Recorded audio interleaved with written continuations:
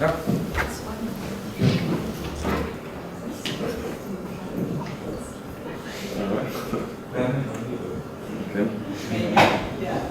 That's weird. Yeah. Now I feel like a rock star.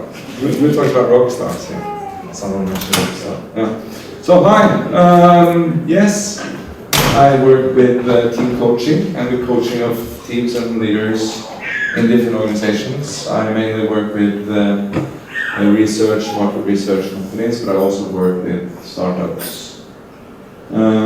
Yes, so I represent my own company, which is called. Let me get this working. Next, please.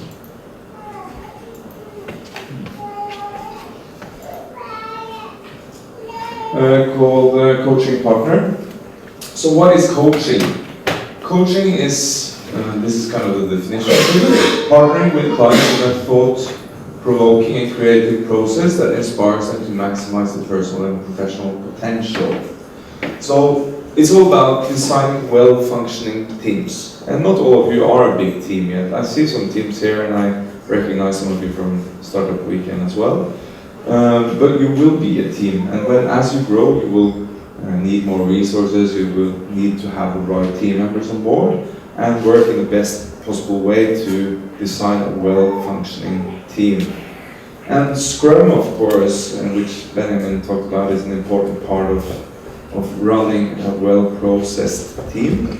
But there are also some other aspects of a team that I would like to talk to you about. Do you want to be the thinker? Okay. So, and when we work with coaching, we work with teams over a long-term process. So, we work in a setup phase of gaining the clarity about what the team is about and what we want to achieve and why. And then we work process-based with things like Scrum, for example. So the value of that is going to be a stronger clarity and motivation, effectiveness, and a better use of resources of the team. That is the value of using coaching with teams. Yeah. Okay, so a lot about what Benjamin talked about is down here. This is what we call the big agenda, the big A in coaching. So you've got a lot of small A's here. And on the lower part of this triangle is what we call the doing part, and that's where Scrum comes in. So that's how do we do it, what do we do, where and when do we do it. So that is very much the practical, the hardcore, the concrete things that we do as a team. But what is very important and what a lot of teams don't talk about is what's happening up here. So that is not the doing parts, but it's the being parts. What makes us a team? Why do we work with what we do? Why are we going to spend days, weeks, and hours doing what we do? Who are we? What do we bring into a team as persons, not as our qualifications or our skills, but as persons? Who are we? How do we like to communicate? How do we prefer working, for example? And that's very different from people to people. And to understand that really lifts the understanding of the team as well. And what is the value of what we're doing for us as a team?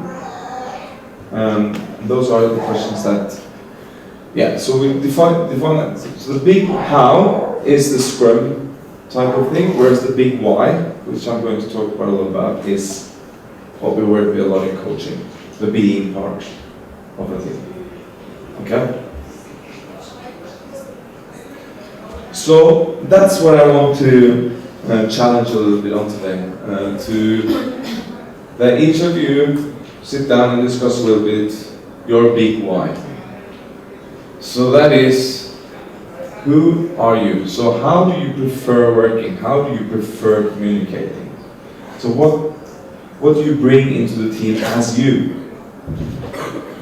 And also your motivations and your values. What motivates you? And that's often very different things in a team. So what motivates you short term? What motivates you long term? Sometimes it's money, other times it's a bigger reason. Usually it's both. But they differ short term and long term. And then, which values drives you? And you should look at this one by one in the team, not the team as such, but go one by one in the team, what motivates you? What makes you? And then share that with the team. And the value of doing that, and most teams don't do that. Most companies, they just skip over this. They go straight to the Scrum board, they look at what do we have to do next, when do we do it, bang. Which is, it's a good drive in that, and it's good, but there's something about stopping up and actually looking at what are we doing all this for?